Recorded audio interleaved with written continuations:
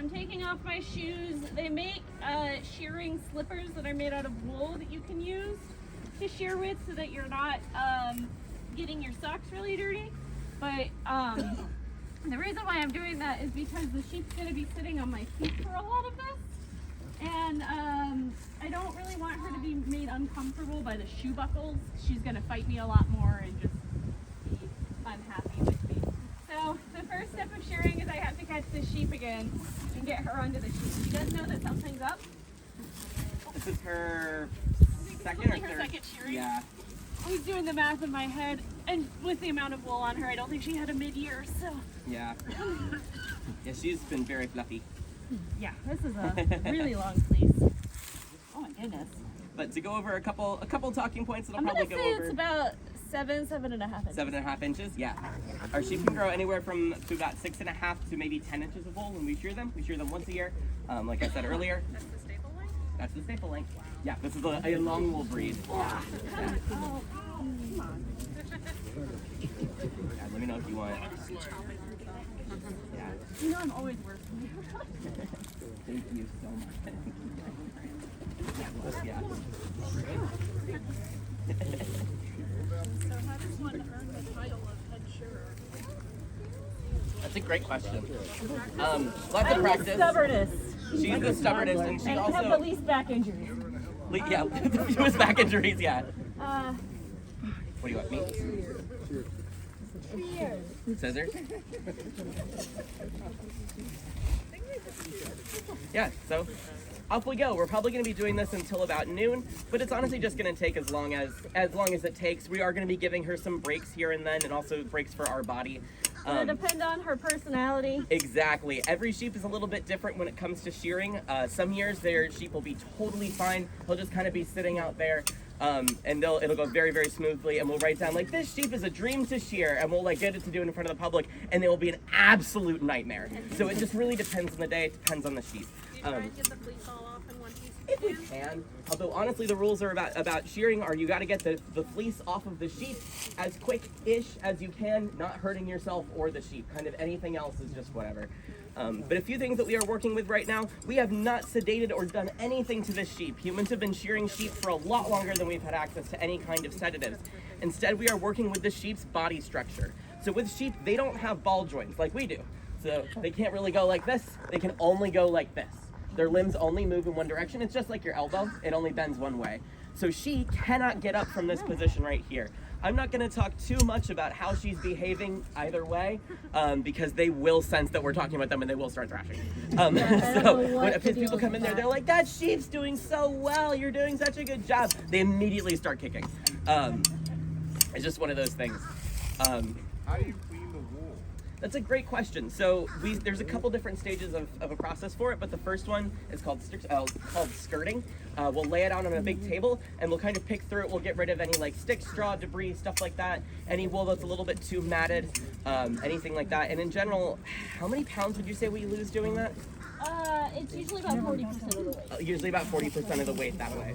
Then what's left in the 18th century? Well, by the time you're done with washing and all of that. That's true, yeah, with washing and different. Today we are just going to kind of submerge the wool in some kind of lukewarm water. You don't want it too cold, don't want it too hot, and honestly just a few drops of Dawn dish soap. And you're going to kind of gently press it down, just like kind of the way that a cat will knead or make biscuits on like a fuzzy blanket. Just kind of a gentle up and down motion, and you're going to kind of continuously rinse the water until it runs completely clear. However, we kind of joke that once the wool gets off of the sheep, it's not our problem anymore. So if you guys have any very burning wool questions specifically, that is a much better place to ask us up there at the Weaver Shop. They're more than happy to answer them. I will say, to kind of connect two questions, one of the reasons why I'm not too concerned about getting the fleece off in one piece is because I know where this fleece is going. Yep. It's going to the weaver shop, and I know how the weavers process the wool, and because they're also spinning and dyeing and weaving, and they've got all this other stuff they're doing besides processing wool, they are only going to do this a chunk at a time. So they're going to grab a handful of wool and wash it. If I was selling this fleece at a market, I would absolutely want it to be in one big piece. If I was trying to sell it kind of by the fleece, so people could see, you know, the shape of the animal and really analyze the quality of the wool. If I'm putting it all in a big sack and selling it, you know, 200 pounds at a time, it also doesn't matter quite as much if it comes off in one big piece. So it really depends on what the end goal of the fleece is, and because I've already asked the weavers, do you care if it's in one piece or not? And they said no. We're gonna do whatever we want. Plus, we're good friends with them, and they will be honest with us. How old would someone have been when they started training for this? That's a great question. Anna, you've been reading a lot about this. Do you have an answer for that? When it comes to sheep shearing, I don't have a lot of information about that kind of stuff, because in general, so we see that a lot of men are shearing sheep in England, but it's just one of those things where people, where people don't always write this kind of stuff down. So if the women and children are helping, that labor doesn't always get recorded. It's definitely not as much of an apprenticeship program as you're going to see with like learning how to dye. She's kicking like I'm doing something to her. I'm not.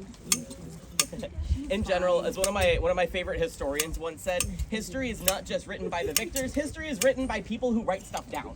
So, and you really find that a lot, especially as we're looking into kind of smaller trades like this, like sheep shearing. We know that the sheep did get sheared. We've got plenty of records of wool and fleeces and sheep and people having sheep, but it's not really written down who did it.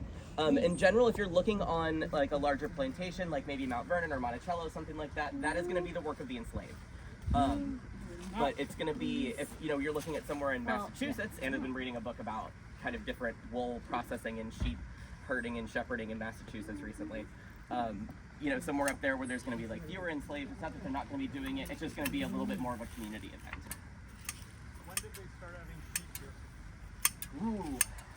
There were sheep in Jamestown. There were in the sheep at 1600s. Jamestown, yeah. But I heard somewhere that England didn't want us to have sheep. that's exactly right. So there's a lot of different kinds of sheep. It's the same thing with dogs. Where you've got some dogs that's going to be a herding dog. You're not going to go and get like a little Shih Tzu to be a herding dog. Everything has a different purpose. Going back to that book I was reading. Yeah. They really don't start to perceive the colonies as being a threat to the wool industry until the late 1600s, early 1700s. So we have about 100 years where we're kind of doing whatever we want. But most of the wool sheep are happening up in New England, where people are using wool to supplement what they aren't able to get from England as the ships aren't coming in as regularly. Yeah. And then as we're getting into more our time period, mid to late 1700s, we have a lot more restrictions. Yep. Yeah, so kind of what we're talking about in here, and to go back to what I was saying, is that there are a lot of sheep that are just meat sheep that are not really used for wool. This year's Leicester Long Wool is a meat and a wool sheep. It's a dual purpose breed. So in general, kind of to go a little bit more elaborating of what we were just talking about. So England's main monopoly as of kind of the 1700s is wool. They've got a huge monopoly on the wool trade. So in 1699, they made the Woolen Act. And so it's actually illegal to export any wool-producing sheep from England to any of the other British colonies, just in case it would disrupt that monopoly. So here in the 18th century, you are not really seeing kind of ye old farmer having a bunch of sheep that he shears and then uses for wool and processing it and all those things. In general, before the American Revolution, we are getting 95% of our textiles imported from England. We are really not doing a lot of textile production here. Just not kind of what we're doing. We're creating mostly tobacco and things like that. In general, if you want to know more about wool economics and politics, please go in and ask the weavers. They are very happy to talk about this. We can answer some basic questions, but